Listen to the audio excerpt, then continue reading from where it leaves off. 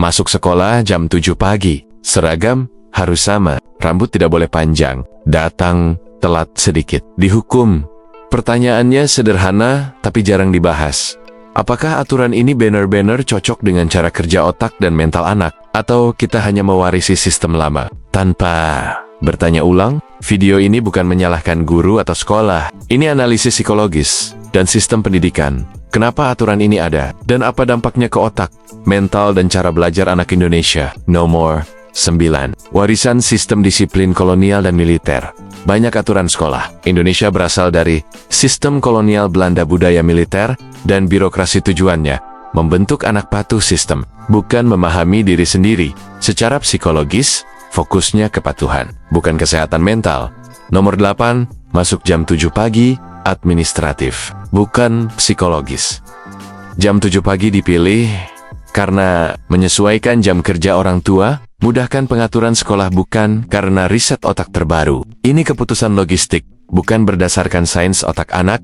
Nomor 7. Ritme biologis. Anak, otak belum on. Secara sains, anak dan remaja punya ritme sirkadian lebih lambat, hormon kantuk, melatonin masih tinggi pagi hari, artinya jam 7 pagi. Banyak otak anak masih setengah tidur, ini bukan malas, ini biologi.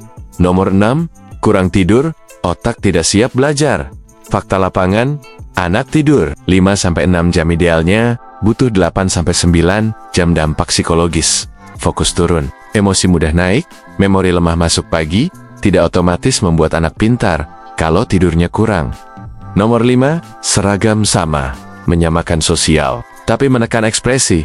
Seragam punya tujuan baik, mengurangi kesenjangan ekonomi, mencegah pamer status, tapi dari sisi psikologi, ekspresi diri anak dibatasi, identitas personal ditekan sejak kecil. Anak belajar menyesuaikan diri, bukan mengenal diri.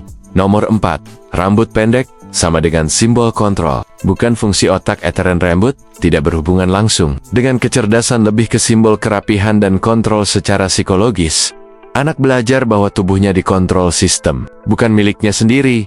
Nomor 3. Sekolah melatih kepatuhan, bukan kesiapan mental. Banyak aturan sekolah meniru dunia kerja. Datang tepat waktu, berpakaian seragam, patuh aturan. Masalahnya, anak belum dewasa secara mental, tapi diperlakukan seperti pegawai. Nomor 2. Duduk di kelas belum tentu belajar psikologi. Belajar menyebutkan, belajar butuh otak aktif, bukan sekadar hadir. Kalau mengantuk, stres, tertekan, maka pelajaran tidak masuk. Anak dicap malas, padahal waktunya yang salah. Nomor 1. Dampak mental jangka panjang, akumulasi aturan ketat, tambah jam pagi, tambah kurang tidur, bisa memicu stres kronis, kepercayaan diri turun. Sekolah dianggap beban, anak patuh tapi tidak berkembang optimal.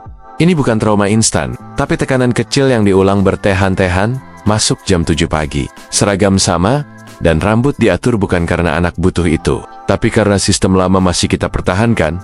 Pertanyaan pentingnya sekarang, apakah sistem ini masih selaras dengan otak dan mental anak hari ini?